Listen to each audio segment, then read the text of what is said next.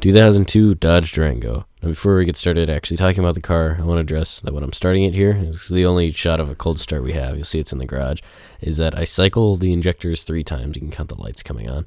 And I'm not sure why it helps it start a lot smoother. It doesn't need it, but it's a lot better. And I don't know if this is all Durangos this age. I've only driven one other one, but I drove that when I was 9. So not only do I not remember starting it, I don't think I actually started it at all. Now, to the car. The Durango was sold is being sold, but was in 3 very distinct generations. You can tell them apart super easily. This is the first generation, and you'll note it looks a lot like a similar year Dodge Dakota. The front end is identical. Obviously, the back isn't because it's an SUV, but the styling is pretty much the same. And then the second generation, which started in 2004, was a lot like the mid-2000s Ram trucks, which it's not that the trucks don't look good, it's that the look, at least in my opinion, did not translate over to the Durango very well. It was just, I don't know, but something about that car, it's just hideous. And then there was a short break, and then the third generation, which we're on right now, is a lot boxier, and it's got the new Dodge grille with the sort of plus in the front.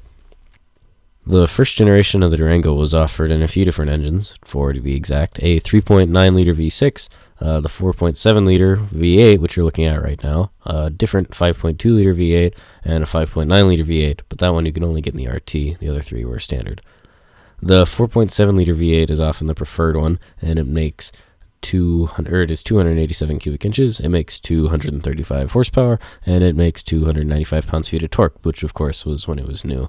I'm always surprised to watch an episode of Top Gear or something like that where they dyno an old car to see how many, quote, horses have left the stable, and it's always incredible. So if I had a dyno, I'd include the new figures, but I don't. If you're considering buying a car this big, interior space definitely matters to you, so you could look up how big it is, and you'd find out it has 88 cubic feet of interior volume and 55 with the seats up, but that doesn't mean a lot to me. I don't know of anything that big. So here it comes. The cargo space of the first generation Dodge Durango is 9 12-packs wide. Go to the grocery store, buy 9 12-packs, line them all up. They're not going to slide around because there's less than an inch to spare on each side. Now, if you don't want your pop slide around, you're going to have multiples of 9 to stack them, but that's none of my problem. You don't need 18 packs of soda anyway. If you're buying that much soda with your Durango, you're going to want some cup holders, which is good because this has plenty. There's 2 on that center armrest thing you can see. There's 2 more in the side back there, and there's a bunch in the front. There's 2 next to each other and then a big one behind it, which is 7 cup holders more than the CRX we tested, but that's not really a fair comparison because the CRX has no cup holders. If you need 7 cup holders, there's probably a lot of people in your car with the 3 rows of seats. As you saw, I was sitting in the very back there. It's not a lot of space, but if you're sitting in the back a lot, it shouldn't be a problem because you're definitely a small child. In the second row of seats, there's an alright amount of space, and then of course, it's fine in the front. This Durango had a lot of options selected, including heated leather seats, well, heated in the front only, aircon in the front and the back, but that doesn't have controls, just vents. And another display thing on this behind the mirror there, which you can see that has like a compass and a thermometer, and you can cycle through.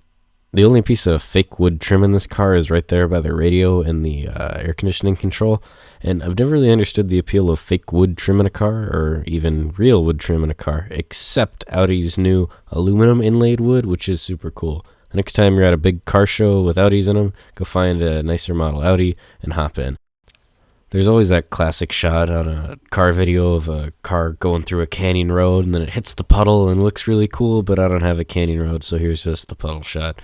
It's pretty sweet. There's a little rainbow, and no canyon, though. You've always wanted to see a Durango spinning drive shaft in action, right? Well, of course you have. So here it is. Get ready. There it was. Oh, too fast? All right, let's try it again. This isn't even slowed down. This is just a different take. I thought I'd hit the camera, so we're going really slow. I don't know why that's that much better, but it is.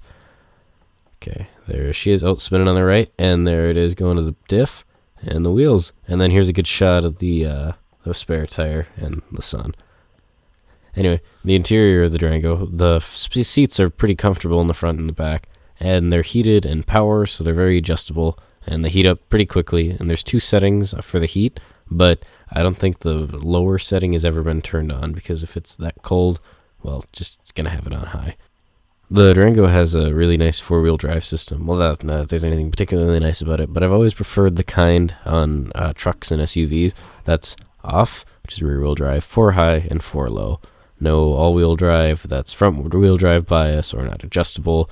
Like an Evo is 50-50 front rear power distribution on tarmac, and then as the conditions get slipperier and you set it to that, more and more power goes to the front. The only complaint I had about this car is that the seatbelt didn't work so great. Please drop this video a like and a favorite, and as always, please subscribe to our channel. Be the 4th person to follow us on Twitter at BPB Reviews, and of course 5th and 6th and so on if anybody does. And like us on Facebook, Brown Paper Bag Reviews. The link says revies because I typed it in wrong, and there's a Google Plus page. Yo, your dog is going to town on its foot.